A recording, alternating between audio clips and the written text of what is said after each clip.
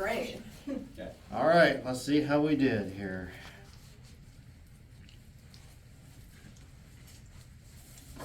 Hello. How are you?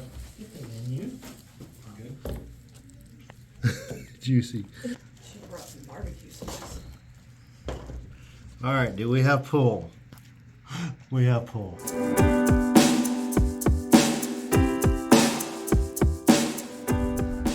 Hi friends, hey, welcome back to the Expeditionary Johnny channel.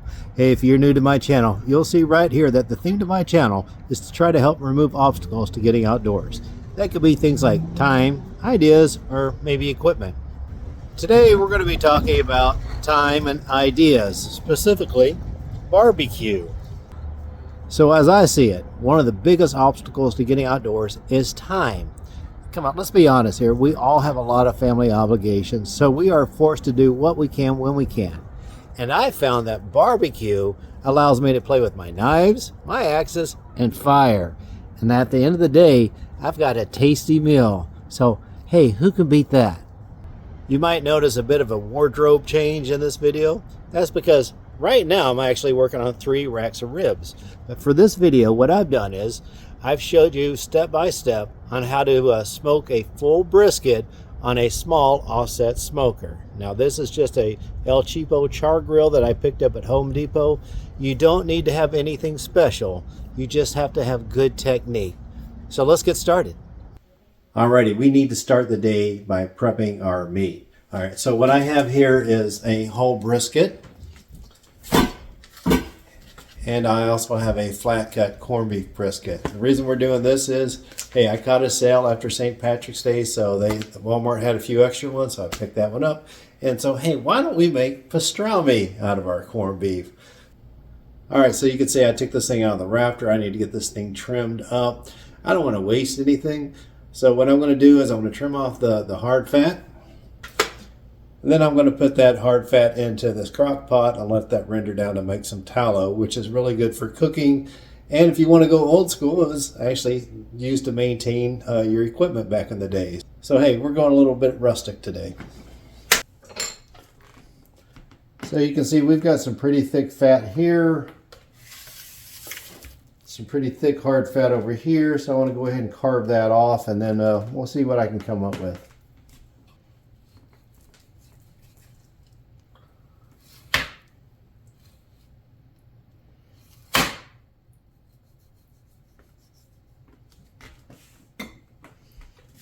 All right, so I went a little too deep there, but it's still going to be okay.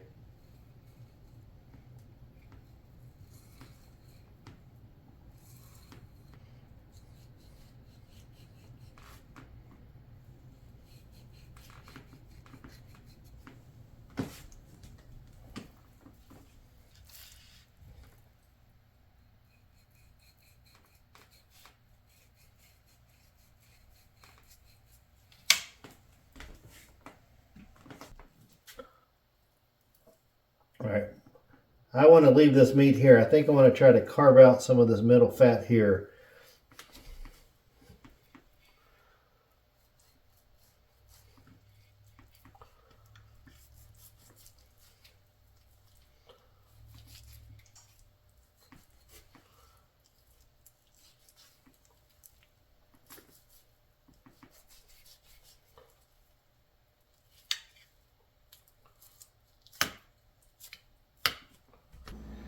All right, my brisket is all trimmed up. I did not go aggressively on this one. I don't do enough volume where I'm going to cut off this area, then grind it up for burgers and stuff. What I'm going to do, just to try to make it cook evenly, I'm going to take this thin part right here, and I'll actually fold it over underneath itself. That should even out my thickness, and that way I should get even cooking. All right. All right. I'm just going to use olive oil as my binder.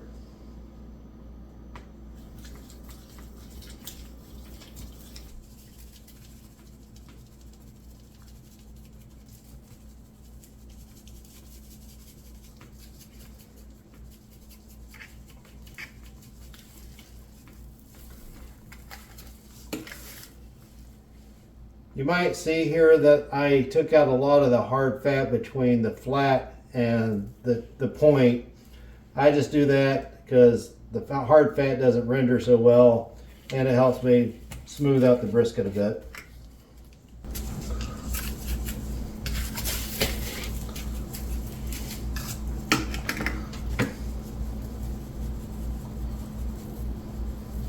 Okay, we've got our corned beef brisket and our whole brisket all seasoned up. Hey, now it's time to start a fire so we can get this smoke session going here. All right, so my setup is pretty basic. It's just a char grill smoker. I bought the offset smoker attachment over here, and you can see it's on the smallish side.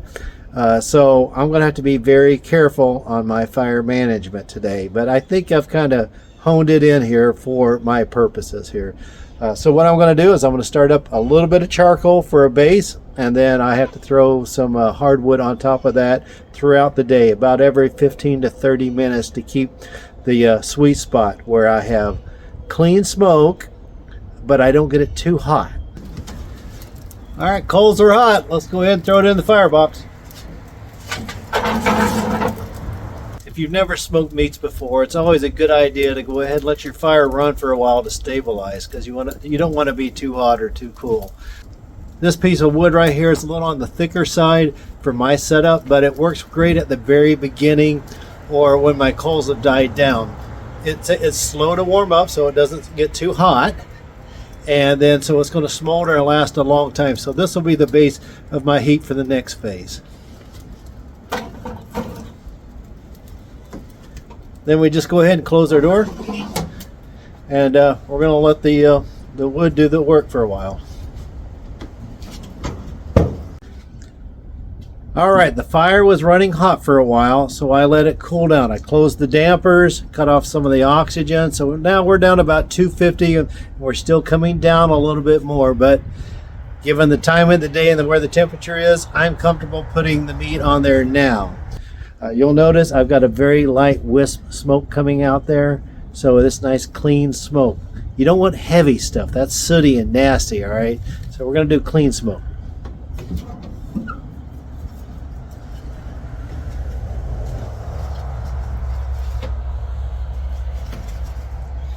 All right, let's put our brisket on here.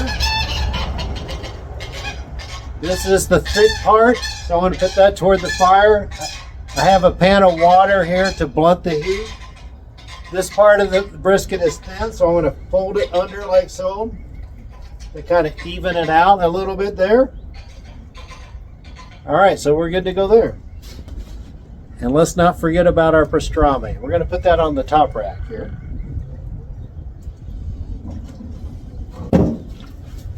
I'm going to let this run for a while. I'll check the temperature, and I'll come back to you here in a little bit. All right, so a few minutes have gone by, and the smoker has gone down to about 200 degrees, so it's about what I expected. When we look at our firebox here, I've got just a few basic coals in there, but we got some heat. The first piece of wood that I put in there, it's lit, but it wasn't on fire. But I'm going to need more fuel, so I'll throw another piece of wood on there. I've opened up my firebox, and I'm letting it burn here. So I want this flame so I have clean smoke. All right, so I'm going to let that cook heat up for a little bit, and then I'll close the lid, and that should keep my smoker in the right range I'm looking for. Okay, our brisket's been on the smoker for an hour and a half, 2 hours, something like that. So it's probably time for me to baste this bad boy. And if you're curious about what my mop is, it's pretty straightforward. Beer. A little bit of pulling, but that's to be expected since I didn't super trim it.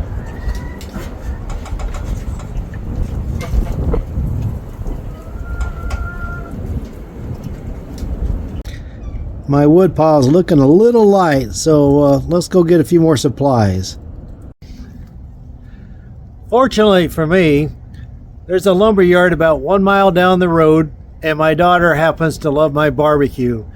So for my birthday, I got all of this. We happen to have some oak right here on top. That sounds good. Let's go ahead and grab this bundle. So the wood from the lumber yard is a bit much for my smoker, but that's not a problem. We always keep our camp axe handy here just for these types of situations.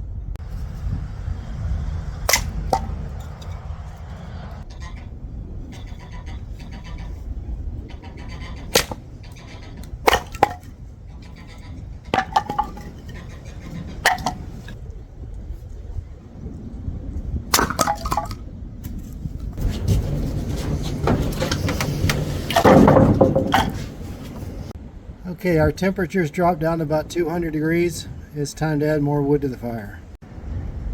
Now I mentioned that I have a small smoker setup, and so in order for me to be in the sweet spot, I have to have a small bed of coals. Now it's just the wood, the charcoal's long since gone, and I have to have a small flame. Any more than this, it gets too hot. So this means lots of TLC. Every 15 to 30 minutes, I'm stirring up the wood, adding more wood to it. And hey, if you like playing with fire, you like doing the primitive stuff, then this game's for you. Okay, let's go ahead and add a little bit of this oak here. And I'm going to need something a bit more bigger, but not too big.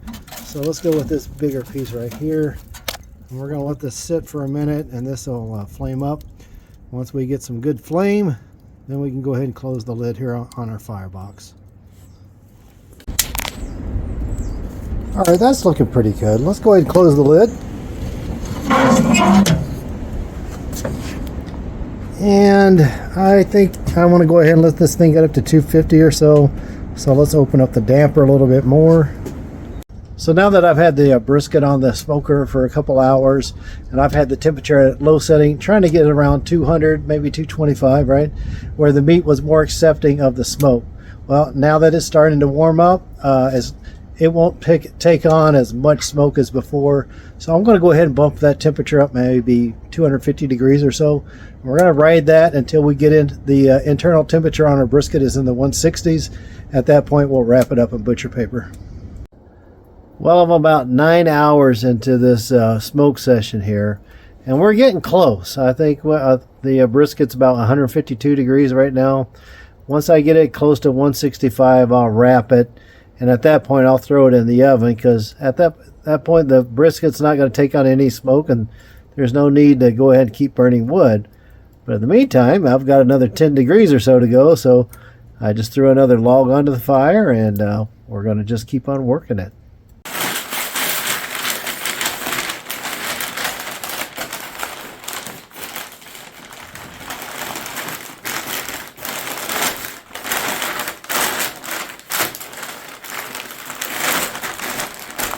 Okay, update on the progress on our brisket. So last night turned out to be a very long night.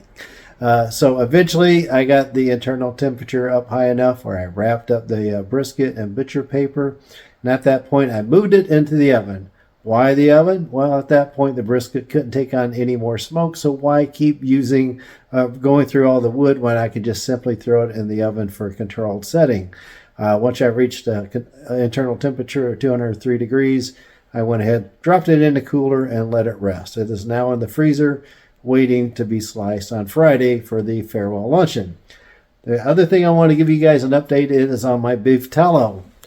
I started by putting all of the hard fat, that stuff that doesn't really render well to keep the food moist, I put that in this small crock pot. Now, you wonder what was my yield? This whole container right here, probably a good quart right there. So I'll be mixing that in with venison and other things as I cook. Probably make some sausages as well. Now, how much of this is left over? You can see not a lot. I probably could have rendered some more, but I was up till past midnight last night, and I figured that was good enough. All right, let's go on to the next scene, which should be the slicing and the serving.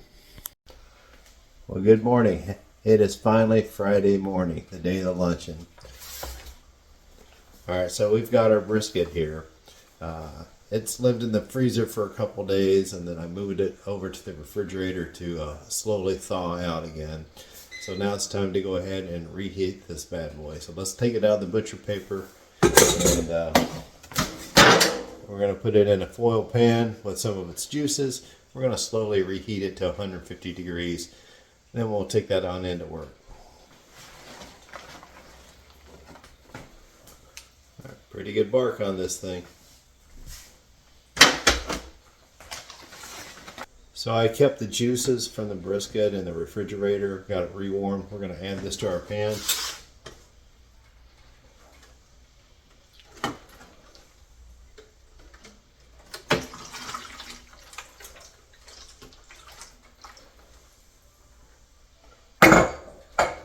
Oh man, that smells good.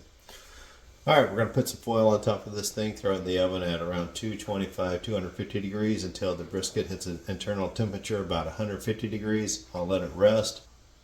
Then we'll put it in a cooler with a towel in it, and off to work she goes. You're rinsing a lot of raffle tickets. That's awesome. Yeah. All right. No! No! Not today's thing. Always. Oh, it's jiggly. We're both I'm thinking glad, of I cup am glad you're All right. here. Yeah.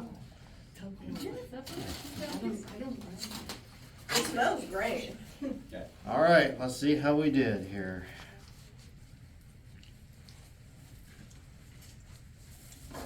Hello, how are you? And you?